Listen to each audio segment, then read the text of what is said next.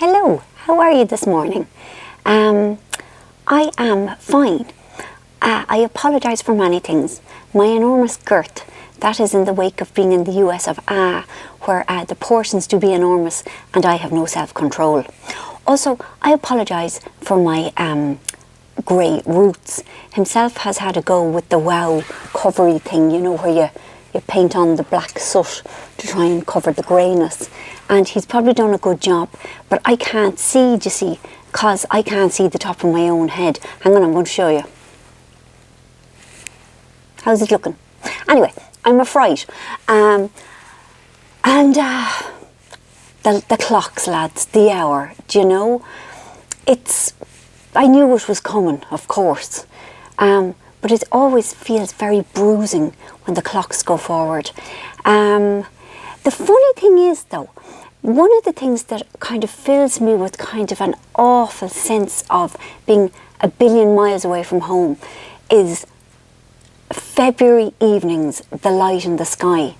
But it's not February anymore. In fact, it's barely March anymore. I don't know where March and February went, except I'm delighted. You know, April isn't so bad. And people again spring, keep the faith, because our time will come again. There will come a day where at 4:30 in the afternoon it is pitch dark. And it would be great. And we will be wearing hats and gloves and hoods and boots, and it will be fabulous. So we just have to get through these 7 months and we'll be grand.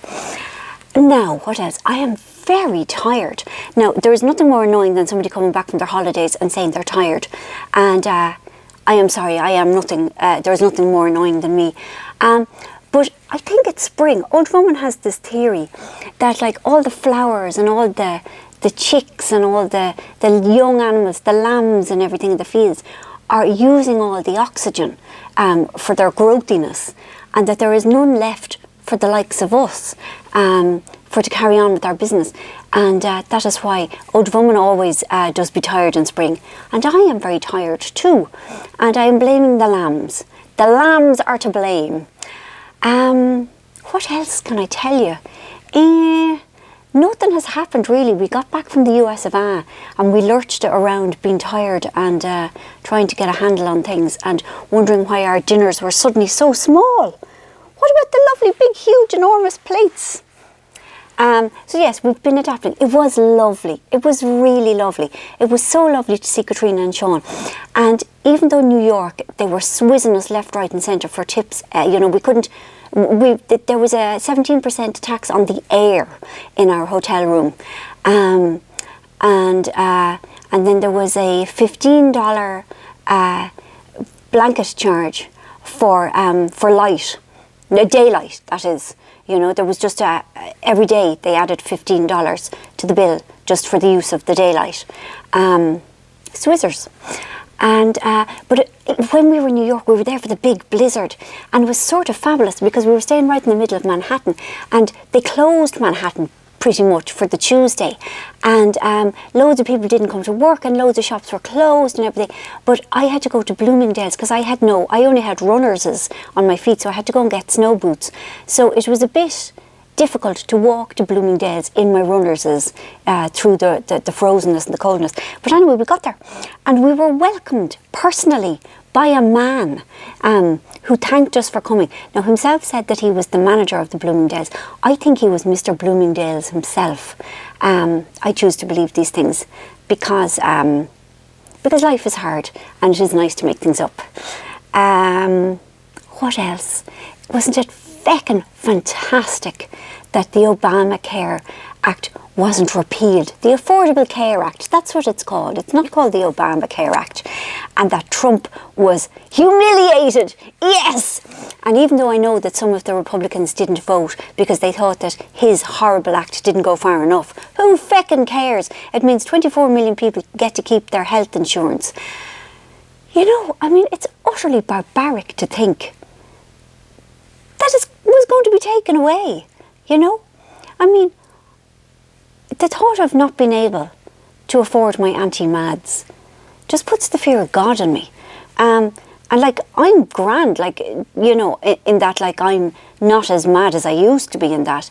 And like, what if you were in constant pain, or if you needed dialysis, or, you know, anyway, it's good, and I'm glad, and I'm happy, and I try not to talk about him or anything, but I couldn't help being very, very childish on Friday, and rolling around on the floor and clutching my sides and being, you know, just delighted. So it is back to the grind.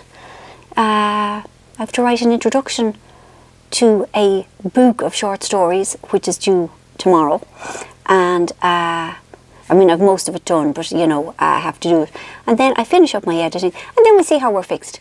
Now, look, at next Monday, himself and myself are leaving at first light to go to Dorset to scatter his dad's ashes. So we'll do a vlog for you on the Sunday, if that's okay with you, if you don't mind it being a bit early, but we won't post it to the Monday, because continuity is important, isn't it? Like, kind of, you know, it's comforting. The same time every week is nice. I hope you're well. I hope you don't mind the feckin' clock's lark and it being light until 4 in the morning. You know, I realise that not everybody is like me. So, you know, it swings and roundabouts. Like, what is painful for me might not be painful for you. And I'm glad for you. I'm not glad for me, but still, I am rambling. It is because I am tired. It is because there is no oxygen. It is because the lambs stole my oxygen and made my brain fuzzy. Yes, I think I'm going to write to my TD and say that. Ask them what they're going to do about it. About the lambs stealing my oxygen here in Dunleary.